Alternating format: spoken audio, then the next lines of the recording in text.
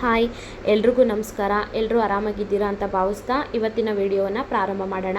ಈ ವಿಡಿಯೋದಲ್ಲಿ 6ನೇ ತರಗತಿ ಭಾಗ 1ರಲ್ಲಿ ಬರುವಂತಹ ಅಧ್ಯಾಯ 1 ಇತಿಹಾಸದ ಪರಿಚಯ ಮತ್ತು ಆರಂಭಿಕ ಜೀವನ, ಈ ಅಧ್ಯಾಯಕ್ಕೆ ಸಂಬಂಧಪಟ್ಟಂತೆ ಪರೀಕ್ಷೆಗಳಲ್ಲಿ ಕೇಳ್ಬೋದಾದಂತಹ ಪ್ರಶ್ನೋತ್ತರಗಳನ್ನು ರೆಡಿ ಮಾಡಿದ್ದೀನಿ.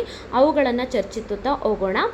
ಬಟ್ ಅದಕ್ಕಿಂತ ಮುಂಚೆ ನಾನು ನಿಮಗೊಂದು ಕಿವಿ ಮಾತು ಹೇಳಬೇಕು ಅಂತಂದರೆ, ಈಗ ಕೆಲವರು GPSTಗೆ ಓದ್ತಿರ್ತೀರಾ, ಇನ್ನು ಕೆಲವರು HSTಗೆ ಓದ್ತಿರ್ತೀರಾ, ಇನ್ನು ಕೆಲವರು TETಗೋಸ್ಕರ ಓದ್ತಾ ಇರ್ತೀರಾ. ನೀವು ಯಾವುದೇ ಎಕ್ಸಾಮ್ಗೆ ಓದ್ತಾ ಇರಿ, ಬಟ್ ನೀವು ಫಸ್ಟ್ ಮಾಡಬೇಕಾಗಿರೋ ಕೆಲಸ ಏನಪ್ಪ ಅಂತಂದರೆ 6ರಿಂದ 10ನೇ ತರಗತಿವರೆಗೂ ಸಮಾಜ ವಿಜ್ಞಾನ ಪುಸ್ತಕನ ನೀವು ಓದ್ಕೋಬೇಕು. ಅಂದರೆ ಕೆಲವರು ಬರೀ ಇತಿಹಾಸಕ್ಕೆ ಫೋಕಸ್ ಮಾಡ್ತೀರಾ, ಇನ್ನು ಕೆಲವರು ರಾಜ್ಯಶಾಸ್ತ್ರ ಈ ರೀತಿ ಫೋಕಸ್ ಮಾಡ್ತಾ ಇರ್ತೀರಾ. ಬಟ್ ಅವರು ಒಂದೇ ಭಾಗದಿಂದನೇ ಪ್ರಶ್ನೆಗಳನ್ನು ಕೇಳಲ್ಲ. ಲೈಕ್ ಇತಿಹಾಸ ಆಗಿರ್ಬೋದು, ಅರ್ಥಶಾಸ್ತ್ರ, ರಾಜ್ಯಶಾಸ್ತ್ರ, ಸಮಾಜಶಾಸ್ತ್ರ, ಭೂಗೋಳಶಾಸ್ತ್ರ ಎಲ್ಲ ಭಾಗಗಳಿಂದಲೂ ಕೂಡ ಪ್ರಶ್ನೆಗಳು ಕೇಳೋದ್ರಿಂದ ನಾವೆಲ್ಲದನ್ನು ಕೂಡ ಓದ್ಕೋಬೇಕಾಗಿರುತ್ತೆ. ನೀವು ಎಷ್ಟು ಸೋಷಿಯಲ್ ಸೈನ್ಸ್ಗೆ ಟೈಮ್ ಕೊಟ್ಟು ಓದ್ತಿರೋ ಅದಷ್ಟೇ ನಮ್ಮನ್ನು ಕೈ ಹಿಡಿಯುತ್ತೆ ಅಂತಲೇ ಹೇಳ್ಬೋದು. ಯಾಕಂದರೆ ಇದು ನನ್ನ ವೈಯಕ್ತಿಕ ಅನುಭವ ಸಹ. ಹೋದ ವರ್ಷ ಅಂದರೆ 2025ಅಲ್ಲಿ ನಾನು TET ಎಕ್ಸಾಮ್ನ ಬರೆದೆ. ಆವಾಗ ನಂದು 60 ಮಾರ್ಕ್ಸಿಗೆ ಸೋಷಿಯಲ್ ಸೈನ್ಸ್ ಏನಿತ್ತಲ್ವ 50 ಮಾರ್ಕ್ಸ್ನ ಪಡ್ಕೊಂಡೆ. ಅದರಲ್ಲಿ ಇನ್ನೂ ಜಾಸ್ತಿ ಮಾರ್ಕ್ಸ್ ಬರಬೇಕಿತ್ತು ನನಗೂ ಸಹ. ಬಟ್ ನಾನು ಮಾಡಿದ ತಪ್ಪೇನಪ್ಪ ಅಂತಂದರೆ, ಕೆಲವೊಂದು ಪ್ರಶ್ನೆಗಳು ಗೊತ್ತಿದ್ರೂ ಸಹ ಉತ್ತರನ ಶೇಡ್ ಮಾಡಬೇಕಾದ್ರೆ ತಪ್ಪಾಗಿ ಶೇಡ್ ಮಾಡಿದ್ದಾಗಿರ್ಬೋದು.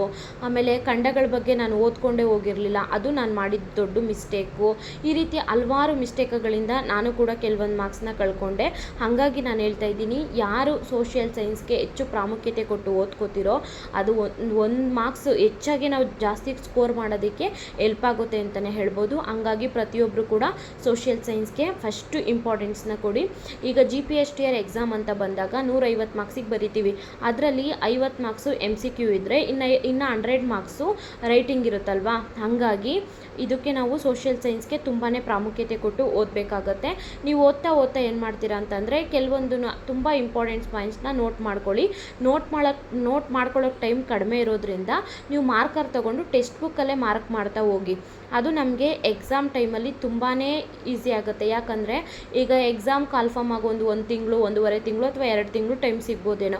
ಆವಾಗ ನಾವೆಲ್ಲನೂ ಓದೋಕ್ಕಾಗಲ್ಲ. ಅಂಥ ಟೈಮಲ್ಲಿ ನಾವು ನೋಟ್ ಮಾಡಿರೋಂಥದ್ದನ್ನ ರಿವಿಷನ್ ಮಾಡ್ತಾ ಹೋಗ್ಬೋದು. ಆವಾಗ ನಮಗೆ ಎಲ್ಲ ಎಕ್ಸಾಮ್ ಕ್ಲಿಯರ್ ಮಾಡ್ಕೊಳ್ಳೋದಕ್ಕೆ ಈಸಿ ಆಗುತ್ತೆ. ಹಾಗಾಗಿ ನೀವು ಸೋಷಿಯಲ್ ಸೈನ್ಸ್ಗೆ ಹೆಚ್ಚು ಪ್ರಾಮುಖ್ಯತೆ ಕೊಡಬೇಕು ಅಂತ ನಾನು ಹೇಳ್ತೀನಿ. ಮೊದಲನೇ ಕ್ವಶನ್ ನೋಡೋಣ. ಇತಿಹಾಸದ ಪಿತಾಮಹ ಎಂದು ಯಾರನ್ನು ಕರೆಯಲಾಗುತ್ತದೆ?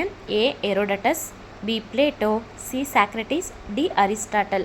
ಇತಿಹಾಸದ ಪಿತಾಮಹ ಅಂತ ಹೇಳ್ಬಿಟ್ಟು ಹೆರೋಡಟಸ್ ಅವರನ್ನು ಕರೆಯಲಾಗುತ್ತೆ.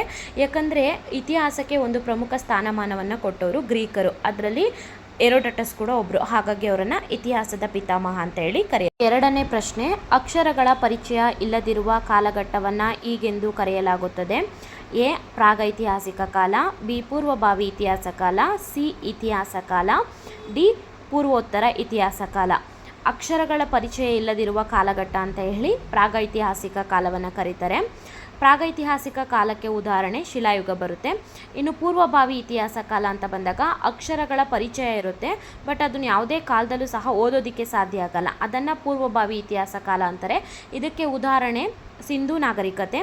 ಇತಿಹಾಸ ಕಾಲ ಅಂತ ಬಂದಾಗ ಅಕ್ಷರಗಳ ಪರಿಚಯ ಇರುತ್ತೆ, ಅದನ್ನು ಯಾವುದೇ ಕಾಲಘಟ್ಟದಲ್ಲೂ ಸಹ ಓದ್ಬೋದಾಗಿರುತ್ತೆ. ಅದನ್ನು ನಾವು ಇತಿಹಾಸ ಕಾಲ ಅಂತ ಹೇಳಿ ಕರಿತೀವಿ. ಮೂರನೇ ಪ್ರಶ್ನೆ. ಹಳೆಯ ಶಿಲಾಯುಗದ ಕಾಲಾವಧಿ A. 5 ಲಕ್ಷ ವರ್ಷಗಳಿಂದ 12,000 ವರ್ಷದವರೆಗೆ, B. 12,000 ವರ್ಷಗಳಿಂದ 9,000 ವರ್ಷದವರೆಗೆ, C. 9,000 ವರ್ಷಗಳಿಂದ 5,000 ವರ್ಷದವರೆಗೆ, D. 5,000 ವರ್ಷಗಳಿಂದ 3,500 ವರ್ಷದವರೆಗೆ.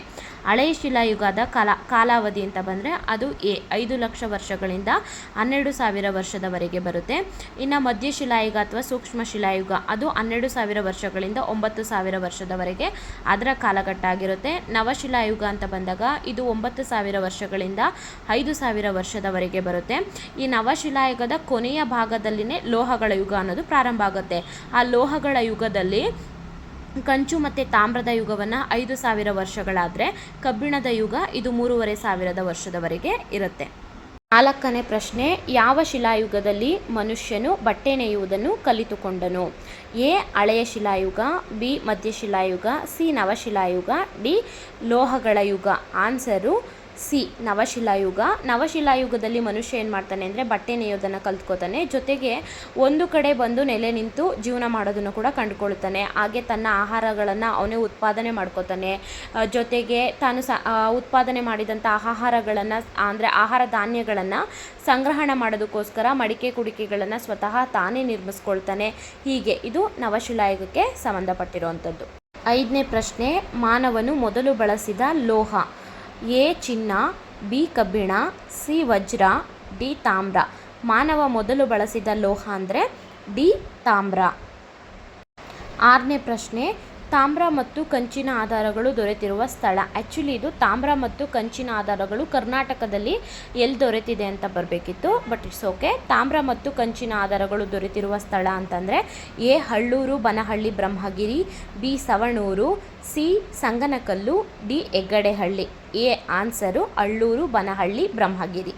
7ನೇ ಕ್ವಶನು, ದಕ್ಷಿಣ ಭಾರತದಲ್ಲಿ ಮೊದಲು ಬಳಕೆಯಲ್ಲಿದ್ದ ಲೋಹ.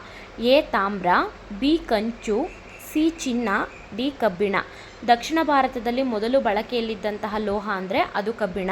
ಕೆಲವರು ಕನ್ಫ್ಯೂಸ್ ಮಾಡ್ಕೋತೀರಾ, ಮೊದಲು ಮಾನವ ಬಳಸಿದ ಲೋಹ ಅಂತ ಅಂದರೆ ಅದು ತಾಮ್ರ, ದಕ್ಷಿಣ ಭಾರತದಲ್ಲಿ ಮೊದಲು ಬಳಕೆಯಲ್ಲಿದ್ದಂತಹ ಲೋಹ ಅಂತಂದರೆ ಅದು ಕಬ್ಬಿಣ. 8ನೇ ಪ್ರಶ್ನೆ, ಭಾರತದ ಉಪಖಂಡದಲ್ಲಿ ಕೃಷಿಯ ಆರಂಭಿಕ ಕುರುಹುಗಳು ಕಂಡುಬಂದಿರುವ ಸ್ಥಳ ಯಾವುದು ಅಂದರೆ ಎ ಪಾಕಿಸ್ತಾನದ ಮೆಹರ್ಗರ್, ಬಿ ಕಾಶ್ಮೀರದ ಬುರ್ಜಹೋಮ್, C Kabul, D Budiyala. Answer ಪಾಕಿಸ್ತಾನದ ಮೆಹರ್ಗರ್ನಲ್ಲಿ ಕೃಷಿಯ ಆರಂಭಿಕ ಕುರುಹುಗಳು ನಮಗೆ ದೊರೆತಿದೆ.